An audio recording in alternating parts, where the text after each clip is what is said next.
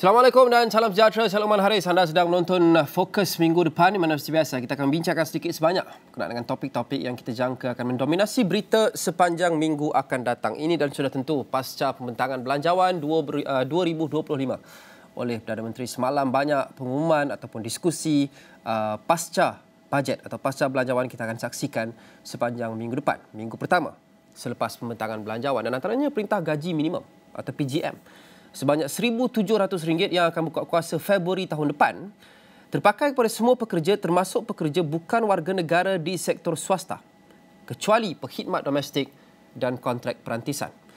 Menurut soalan-soalan lazim PGM yang disediakan oleh Sekretariat Majlis Perundingan Gaji Negara, dasar gaji minimum hendaklah tidak mendiskriminasi seseorang pekerja atas alasan kewarganegaraan. Selaras dengan Konvensyen ILO yang diratifikasikan oleh Malaysia pada tahun 1997.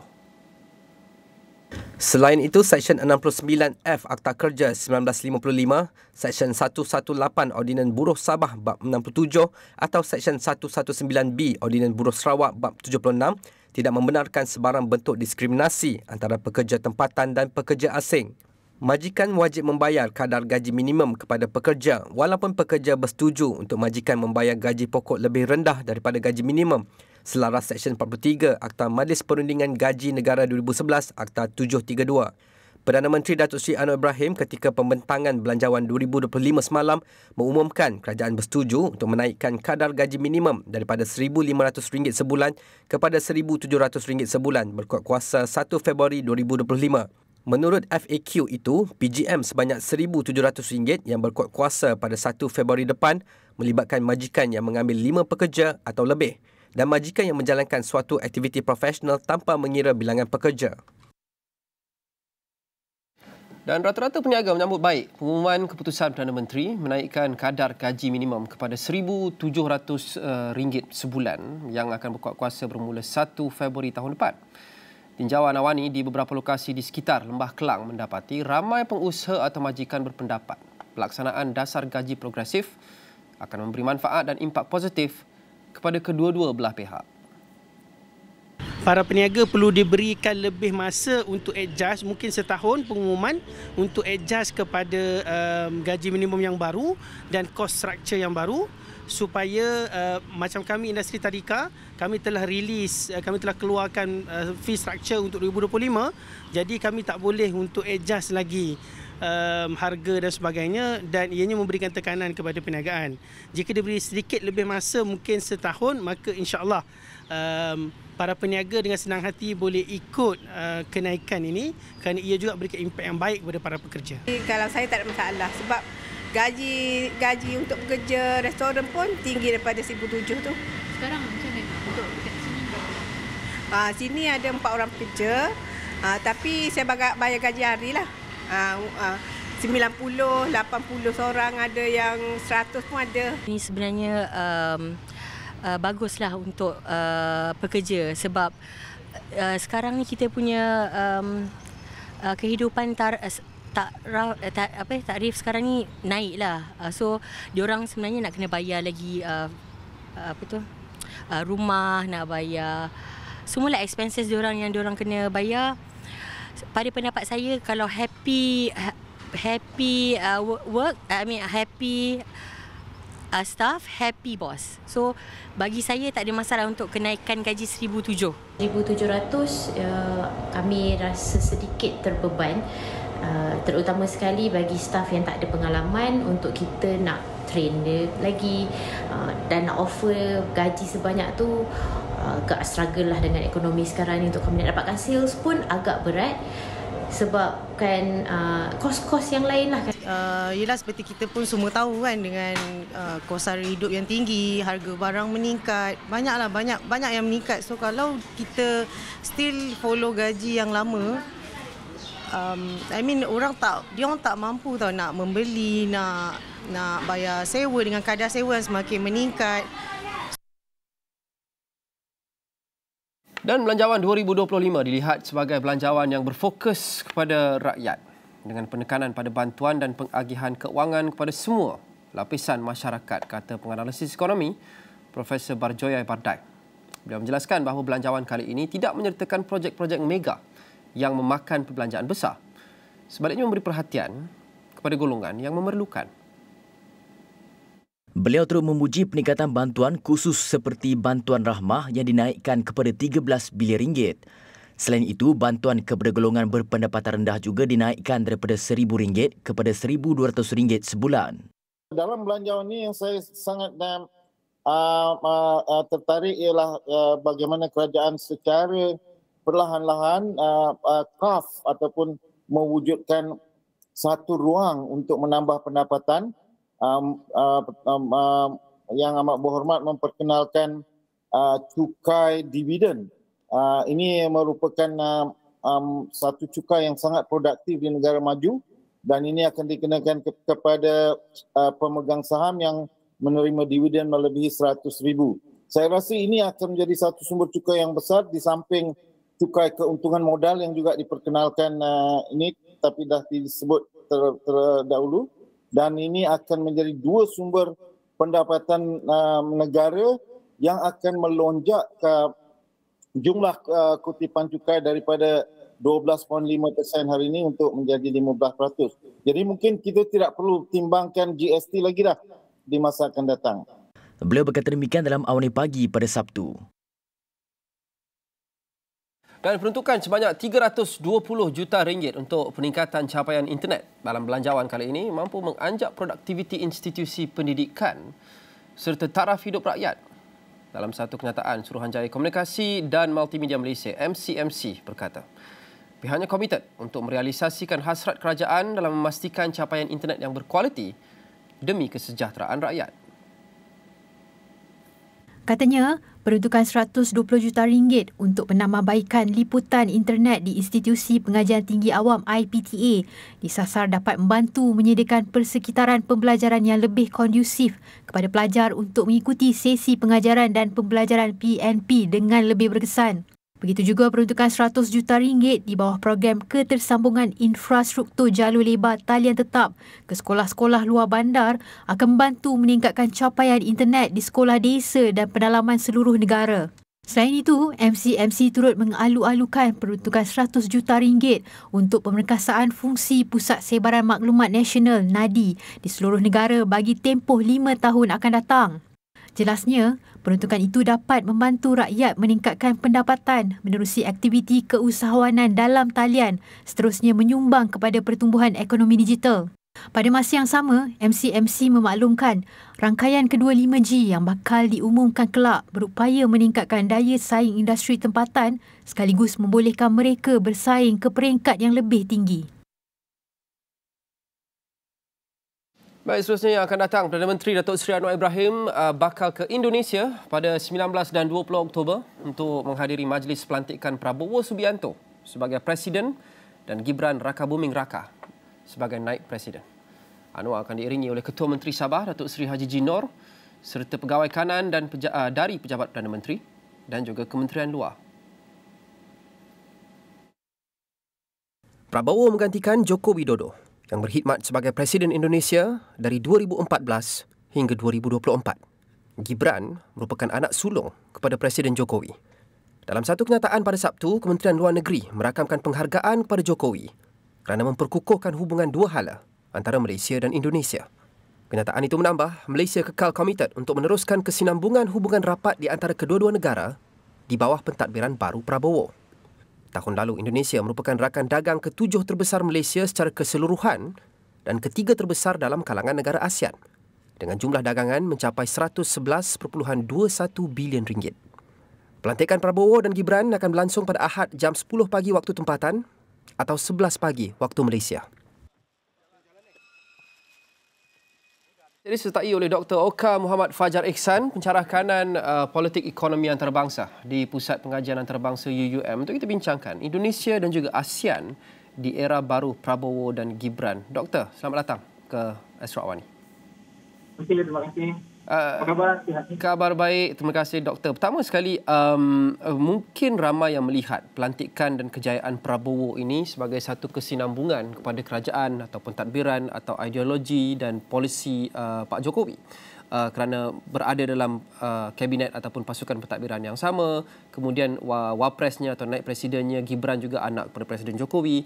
Adakah doktor merasakan ini satu rumusan yang adil atau adakah banyak pembaharuan yang kita jangka akan saksikan dalam era baru ini?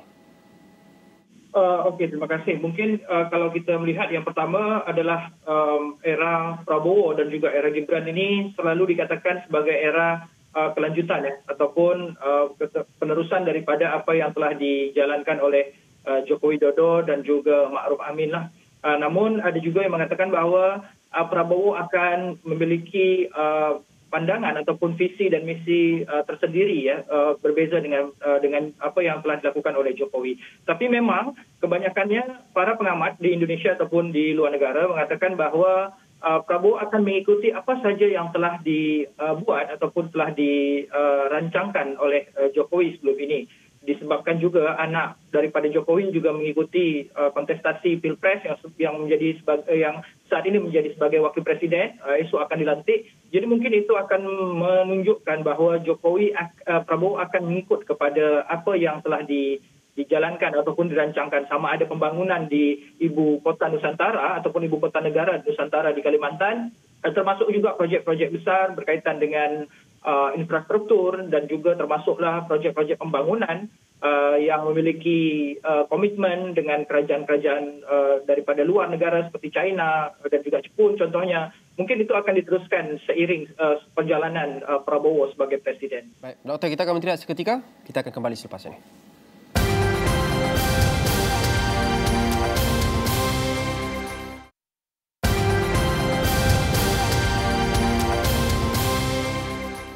Antara naratif rasmi yang kita sering lihat atau dengar daripada pentadbiran Jokowi adalah anaknya bertanding dan menang menjadi naib presiden, tetapi itu tidak bermakna bayang-bayang Jokowi itu sentiasa akan ada menghantui pentadbiran baru ini.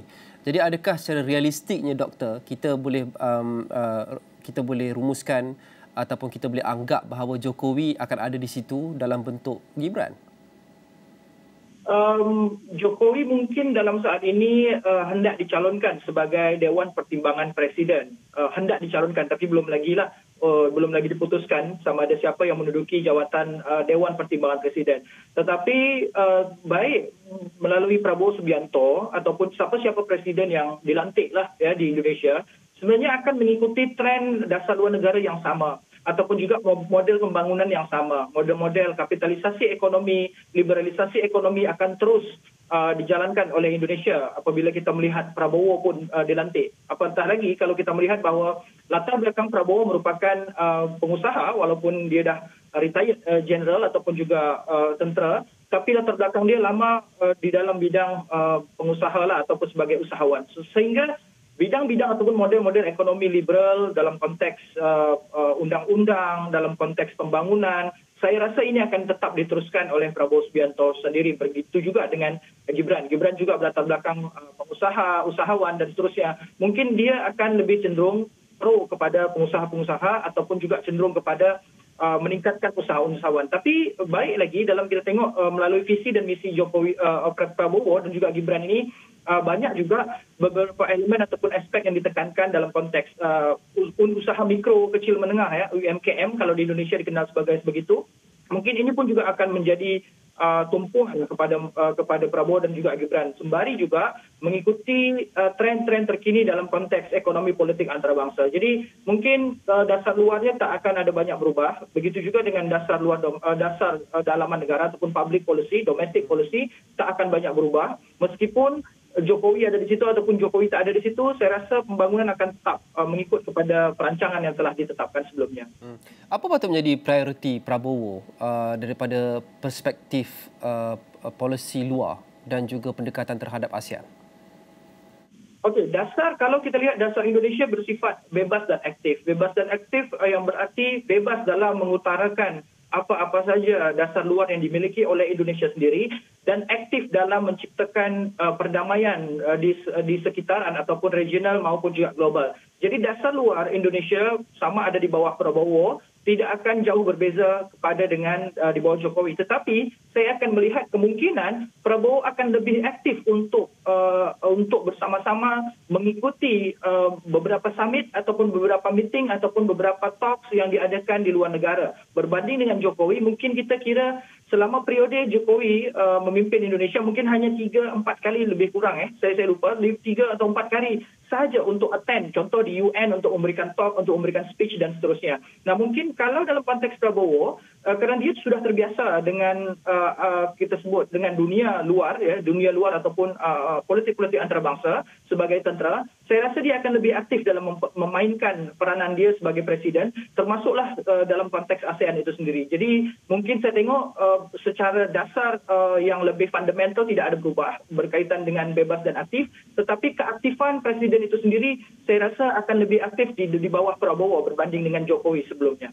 Boleh dalam fokus minggu depan kita membincangkan lawatan Perdana Menteri ke negara jiran Indonesia untuk menghadiri majlis pelantikan Presiden dan juga naib Presiden baru negara jiran Prabowo Subianto dan juga Gibran Rakabuming Raka, dan juga melihat kepada bagaimana era baru ini akan diterjemahkan ke dalam hubungan dua hala antara Malaysia dan juga Indonesia, dan juga dinamika baru mungkin dalam ASEAN secara keseluruhannya.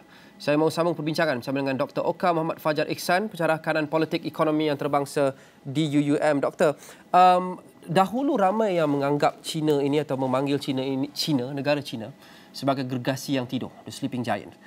Sekarang ada yang melihat Indonesia sebagai sleeping giant, seperti yang kita sedia maklum, negaranya besar, sumbernya juga banyak, tenaga kerjanya juga banyak dan ramai. Mungkin ada sedikit beberapa perkara berkenaan dengan ekonomi yang perlu dimantapkan terlebih dahulu untuk betul-betul menjadi gergasi. Dan ini dilihat sebagai fasa seterusnya untuk Indonesia muncul sebagai negara yang terkemuka dalam ASEAN dan juga malah di benua Asia. Adakah ini cabaran terbesar yang dijangka akan dihadapi oleh Prabowo untuk membawa Indonesia dan merealisasikan potensi penuhnya selepas ini? Betul. Kalau kita lihat bahawa dalam konteks Indonesia selalunya ataupun dulunya dari masa sejarah kita mengetahui bahawa Nusantara termasuklah sebenarnya Malaysia adalah negara-negara ataupun kesatuan-kesatuan kesultanan-kesultanan yang besar dan memiliki kekayaan alam ataupun sumber alam yang sangat banyak dan sangat kaya. Begitu pula China sebenarnya, bukan hanya sekarang China kaya, dulu pun dah memang memiliki kekayaan yang cukup besar mengikut kepada jalur sutra dan seterusnya.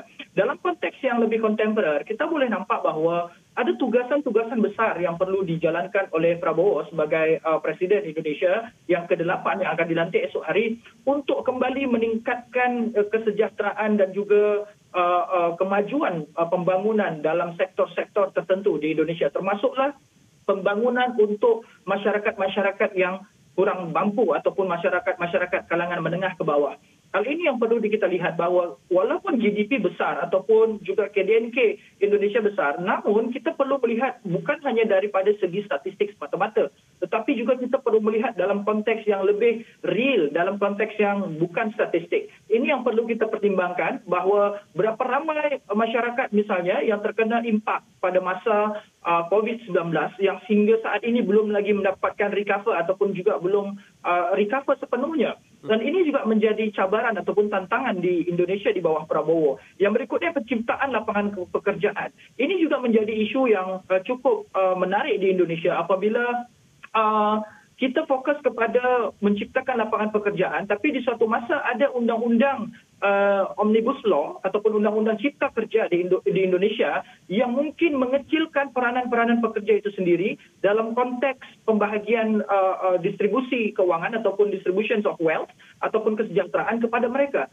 Jadi ini juga satu isu yang cukup besar yang wujud di Indonesia di kalangan akademik maupun di kalangan masyarakat awam apabila Indonesia ingin memudahkan gerak dan juga memudahkan cara-cara pengurusan perizinan kepada syarikat-syarikat, namun juga di satu sisi sedikit mengetepikan kepentingan kelas pekerja ataupun juga working class. Ini yang artinya bahawa working class di Indonesia adalah kelas pekerja yang cukup positif, yang memberikan kesan ataupun memberikan keuntungan, manfaat kepada pembangunan di Indonesia. Namun kelas-kelas inilah yang turut termarginalkan ataupun turut terkucilkan di dalam pembangunan di Indonesia. Artinya Prabowo perlu mengembalikan ataupun shifting kembali melihat apakah saat ini pembangunan di Indonesia telah bersifat adil ataupun berkeadilan dalam konteks memberikan peluang yang sama, memberikan gaji yang sama, terutamanya kepada kalangan-kalangan kelas menengah, kalangan-kalangan pekerja bawah, dan juga termasuklah kepada kalangan-kalangan akademik.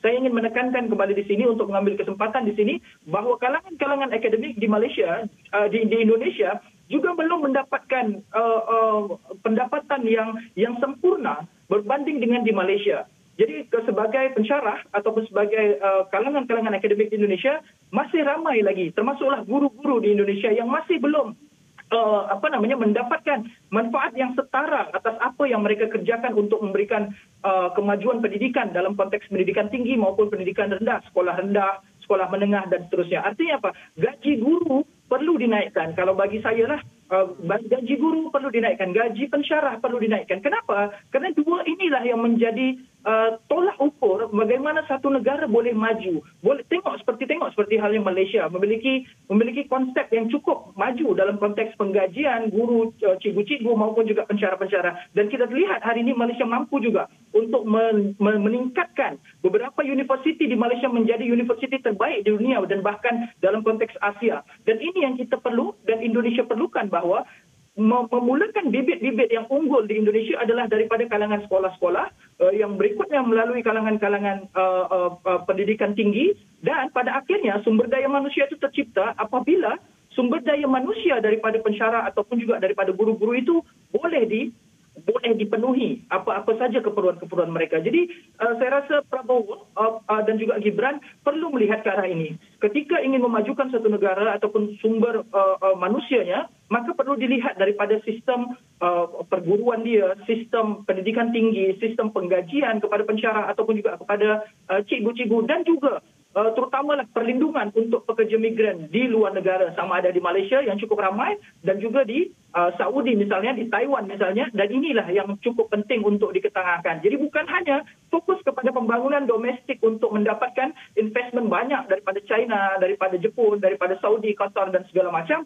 tetapi itu macam mana ada hal-hal lain yang perlu dipertimbangkan dan juga perlu dibuat satu kajian yang lebih menyeluruh, terutamanya seperti yang saya sebutkan tadi. Baik, terima kasih Dr. Oka Muhammad Fajar Iksan, pensyarah kanan politik ekonomi antarabangsa di Pusat Pengajaran Antarabangsa UUM, dan sudah tentu kami di Astro Awani akan terus mengikuti dan bawakan kepada anda majlis pelantikan Presiden dan juga Naib Presiden baru Indonesia esok. Dan satu lagi perkara yang dikongsikan pasca Belanjawan 2025 yang dijangka akan mendominasi diskusi sepanjang minggu depan adalah rang undang-undang tahanan di rumah yang dijangka dibentangkan di Parlimen tahun depan.